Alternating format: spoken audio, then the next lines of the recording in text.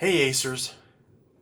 So I know it's been a couple days since I actually last updated, and I wanted to just apologize a little bit, but such is life. And I'm going to still try and do every day if I can.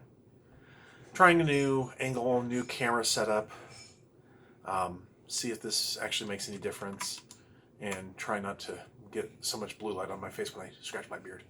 Anyway, so I wanted to take a moment today to talk about role-playing game communities. I've been I've been involved in the role-playing game communities long enough of my life to have learned something. The Savage Worlds community has spoiled the crap out of me. And I'm serious when I say that, because I have been warmly accepted and loved by every Savage Worlds player that I've ever met. And I have to say bravo to you guys. I really like you guys. Actually, I think I'll scoot over a little bit, get a little better angle on the camera. Anyway, so I just really thank you guys for having been so amazing. Starting from the top all the way down, Shane Hensley, I've interacted with several times, and he is just a gem of a man. I really look forward to, over the next long while, getting to know him better. And Shane, you're a stud. Shouts out to you, man. And Simon and Clint and Jody. Actually, it was Clint who suggested a great name for our Salt Lake City group once we get it up and going. We're going to be the Junkyard Savages, in reference to the junkyard in Deadlands Hell on Earth, which is right here in Salt Lake City, Utah. And then in the Savage Worlds podcasting space, there's my dear friends at Savage Interludes. Ron, Tracy, Veronica, or Vern, however people out there have heard of you. You guys are just amazing, wonderful, good heart people, and I love you. And then the rest of the community that's just kind of grown organically on the Discord server. I love so many of you. I love all of you, but I love just seeing so many of your posts and stuff like that. It's so funny because we're all human people who love having human experiences. And that's the community by which I judge all the rest of my gaming communities that I've been in my life. And my original boys in Lehigh, they were rock on. We even had a few girls in there from time to time, but they were mostly like girlfriends that came along. And one was one was my date originally, and then she ended up dating my buddy, and yeah, that was kind of a weird thing. And then there were the peripheral girls from their high school friends that were also involved there. They were a lot of fun, and there's still many of you guys from that group that I have to say thank you for the years and years and years of wonderful fun, adventures, and experiences. Thank you for being there when our friend took his own life right after he turned 18. Thank you for being there for me for that. Thank you for being there when our other friend passed away while serving his mission. That was so weird. Such a weird time. But I gotta throw in a little funny anecdote on that, though. Ferb, our friend who passed away on his mission, Ryan Ferber. He was there at my wife's and my wedding. He read a poem about me being always late. And so I guess, maybe this video proves that I'm still sticking with the trend. But, anyway, for when he passed away while serving a mission for the Church of Jesus Christ of Latter-day Saints, sorry, I'm fidgety anyway, the funny thing about Ferb is he was colorblind, red-green colorblind. And Jeremy Pace had a set of these great little dice that were from Vampire the Masquerade. Now, we played a lot of the storyteller system at that time, and Ferb was a great storyteller GM, but sometimes, just to be a jerk, Jeremy would pull out these vampire dice. And the vampire dice are green and black with gray and white speckles, and the numbers are in red. Yeah, same colors as the red-green colorblind test. So Ferb couldn't see a number that was on the dice.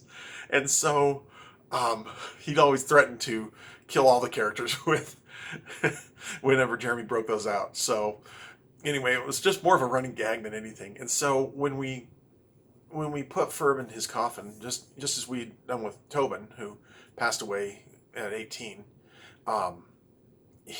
we put some dice in there in the hands of his body, and when we did that, Jeremy put those vampire dice in there with him, and so Ferb's going to wake up the day of the resurrection and look down and go, "You jerks!" But he'll actually be able to see them then. So I'm looking forward to that. I'm really looking forward to that. So anyway, when you look at communities like that, those are the ones that stick with you. Those are the ones that just are so deep in your psyche, in your conscience, that they will stay with you forever. And one of the groups that I've interacted with that, well, to say I was nonplussed is a little bit understating it, is a group that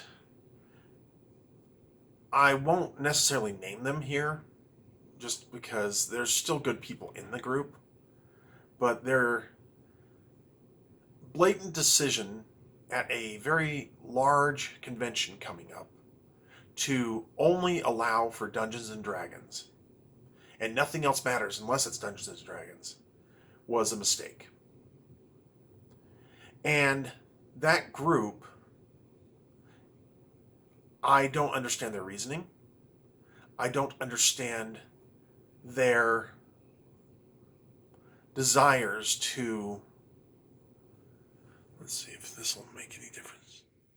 I don't understand their desires to just have Dungeons and Dragons and exclude all others. Because part of the fun, even if it's a comic convention, which this one is part of the fun is experiencing something new, getting to play something new.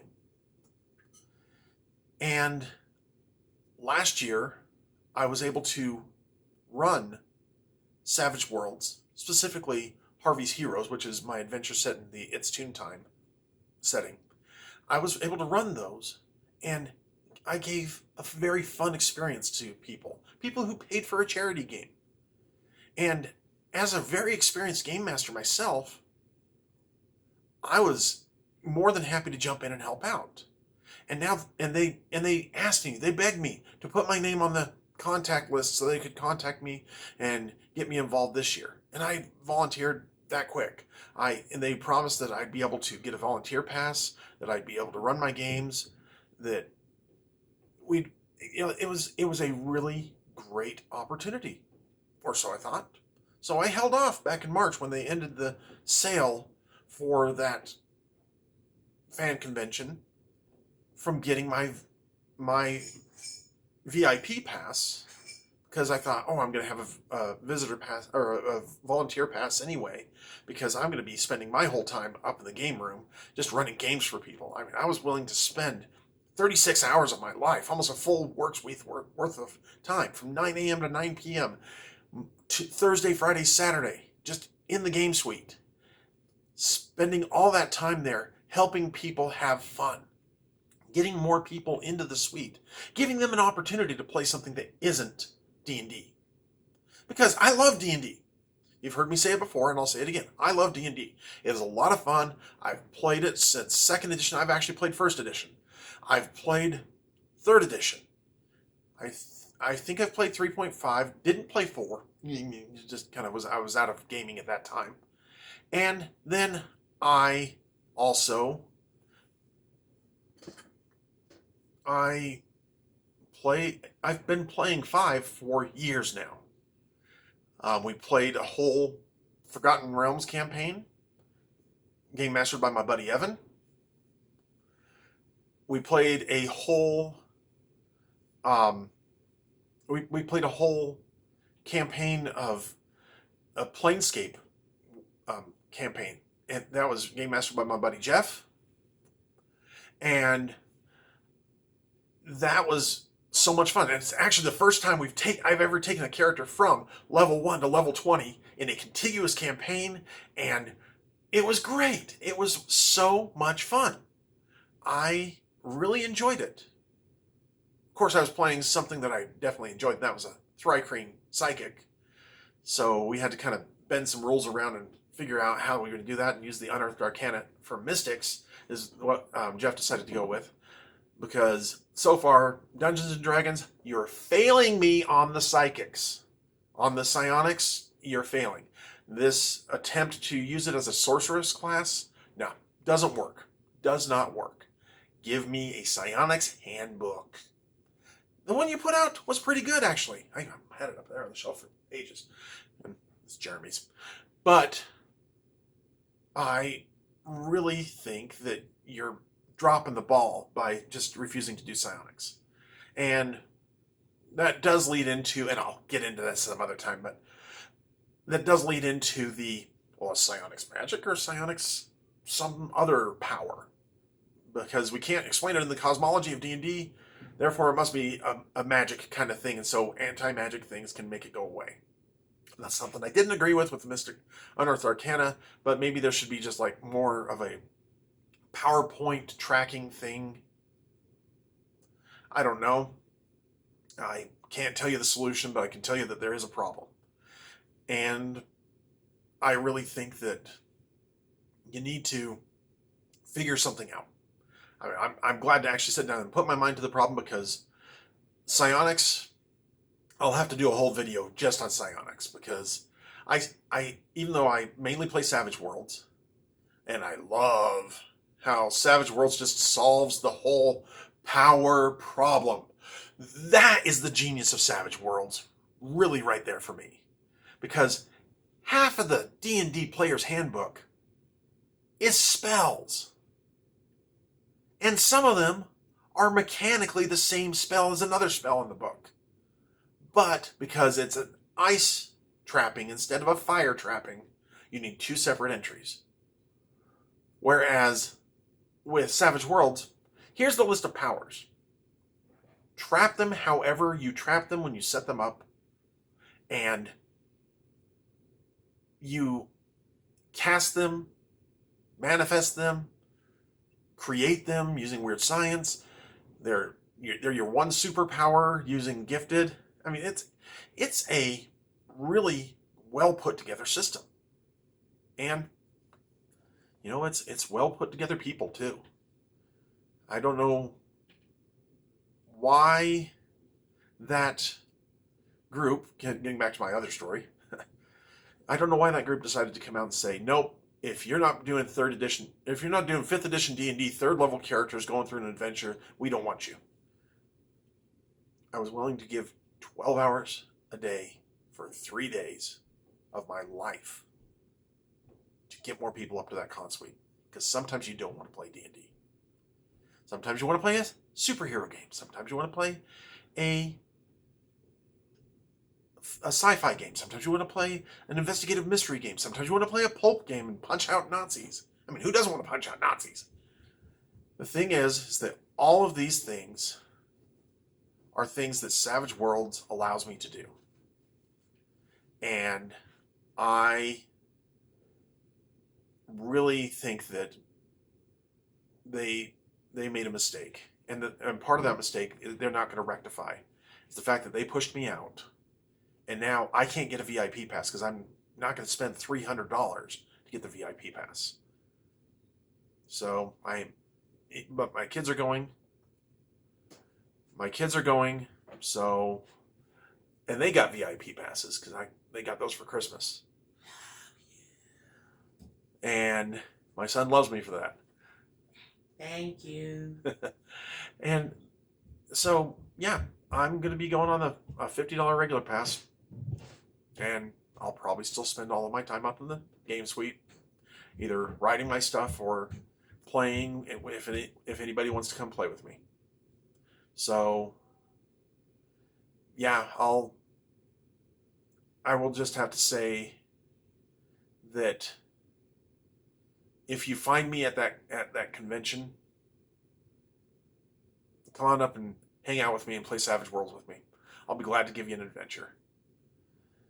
So, that said, I've kind of meandered through a few things, and I guess, if I was to give a GM tip out of this, it is enjoy the community that you're in. Enjoy being where you're at. Be in the moment. Take a deep breath, release it, and be in that moment. Because the more in the moment and attentive you are, the more your players are going to feel that you're there, and you're going to have fun just as much as they are. I mean, last night, it was kind of sad. I had to cancel my bi-weekly gaming night because I needed to pack. I needed to pack a lot of stuff. And shout out to my buddy Clark for coming over and giving me a hand on that. But he's also one of the only ones that's actually nearby from that group. And then, really, I really am. I was saddened to have to cancel that game. And what happened instead was I got a message from one of my players. He said, "It's okay, no worries. We understand." And he says, "But I know that you enjoy it the most out of any of us." And that's the thing. As a game master, you should be enjoying it even more than the players because you get the full story. You know what's going on here. You know what's going on in the background. You know what's happening all over the place. You understand the motivations of the monsters. And your players get to have that one-sided view, and they get to have their version of the story. They get to have their version of the film.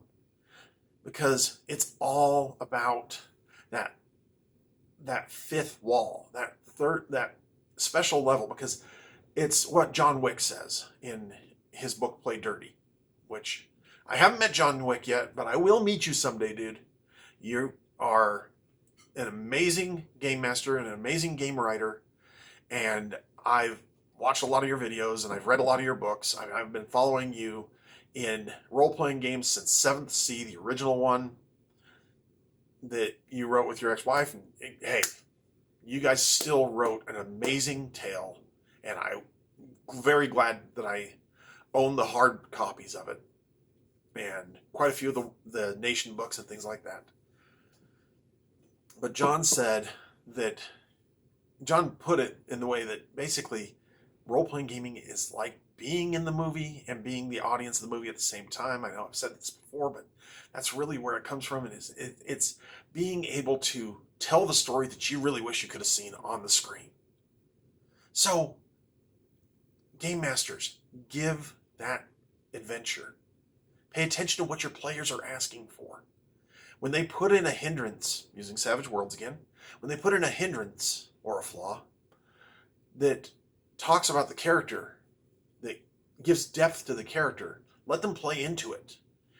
If there's a heroic character, give them a chance to be heroic and foolishly put their lives on the line. That's heroism. And if you're playing in Savage Worlds and you're like, that building's on fire, Granny's up on the 3rd floor, and they're still not biting, you can go, here's a Benny if you go try and rescue Granny. Yes, it's going to be dangerous, and you and or Granny might get killed, but you still would do that, and that's what your character would do. Or if they do it on their own, give them the Benny anyway. But just try and Benny bait them. Try and say, if you do the right thing here, according to your character, and if they ever try and get away with my character's heroic, but he's not stupid.